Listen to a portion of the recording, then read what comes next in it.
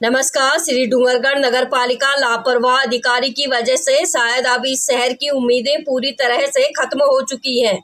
मोमासर बांस के मोहल्ले वासियों का जोशी हॉस्पिटल नेता प्रतिपक्ष के घर पास बनी इस विकट परिस्थिति का आखिर कैसे होगा निवारण। मोहल्ले वासियों में काफी रोष है और हर दिन पालिका को कोस रहे हैं। आखिर नगर पालिका के बिगड़े हुए हालात पर कब काबू पाएगी भाजपा सरकार। बनी तो लोगों को उम्मीद जगी थी, लेकिन यह उम्मीद अब सिर्फ उम्मीद ही बनकर रह गई है। शहर में लगातार हालात बिगड़ते जा रहे हैं। सफाई व्यवस्था पूरी तरह से ठप हो चुकी है, तो जल भराव की स्थिति बारिश के बाद उत्पन्न हुई इस समस्या का स्थायी समाधान की मोहल्ले वासी कर है। जब तक स्थायी समाधान नहीं हो तब तक कोई व्यवस्था की जाए, लेकिन इस सिस्टम के लापरवाह अधिकारियों ने इस शहर को भगवान भरोसे छोड़ दिया है।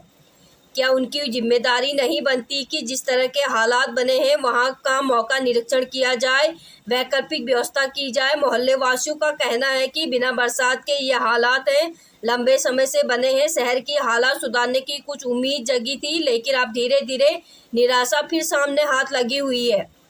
नजर आ रही है कि श्री डूंगरगढ़ नगर पालिका के अधिशासी अधिकारी के पद पर संदीप बिश्नोई थे। उनके पास बीकानेर नगर निगम के अलावा श्री डूंगरगढ़ नगर पालिका का चार्ज था। उस समय लगातार मांग उठाई जाने लगी कि अधिशासी अधिकारी नहीं आते, 2 दिन आते हैं, स्थायी अधिकारी लगाया जाए। अविनाश शर्मा को श्री डूंगरगढ़ भेजा गया तो स्थानीय जनता ने भी सोचा कि शायद अब हालात सुधरेंगे।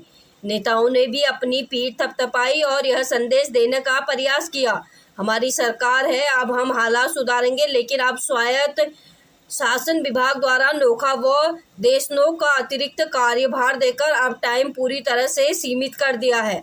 मतलब साफ है, सप्ताह में 5 दिन काम होता है और 3 जगह काम करना होगा। श्री डूंगरगढ़ अधिशासी अधिकारी 3 जगह काम देखेंगे तो श्री डूंगरगढ़ शहर के लिए एक दिन पूरा और दूसरा दिन आधा, इतना समय बचेगा तो क्या काम हो पाएगा। श्री डूंगरगढ़ का भले ही सरकार के पास कर्मचारियों की कमी हो, अतिरिक्त कार्य भी देना पड़ता है, लेकिन जिस तरह के हालात श्री डूंगरगढ़ में बनते जा रहे हैं, कहीं ना कहीं बड़े सवाल लगातार खड़े हो रहे हैं।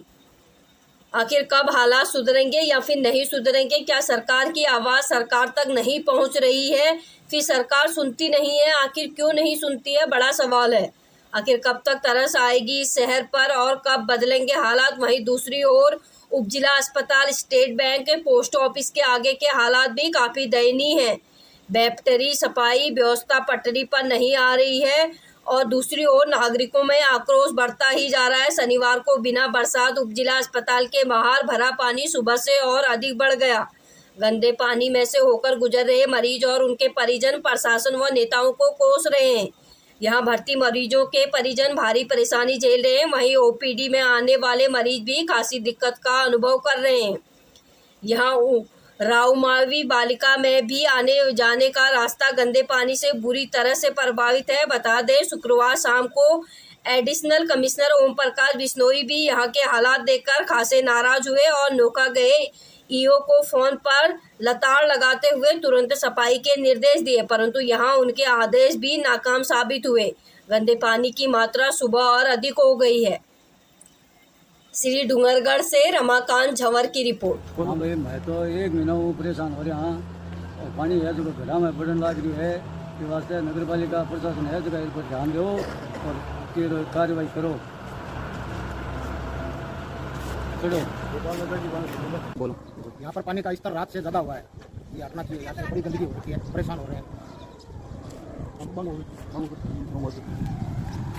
बोलो, पानी इतना बढ़ गया और घर के अंदर आने लग गया है।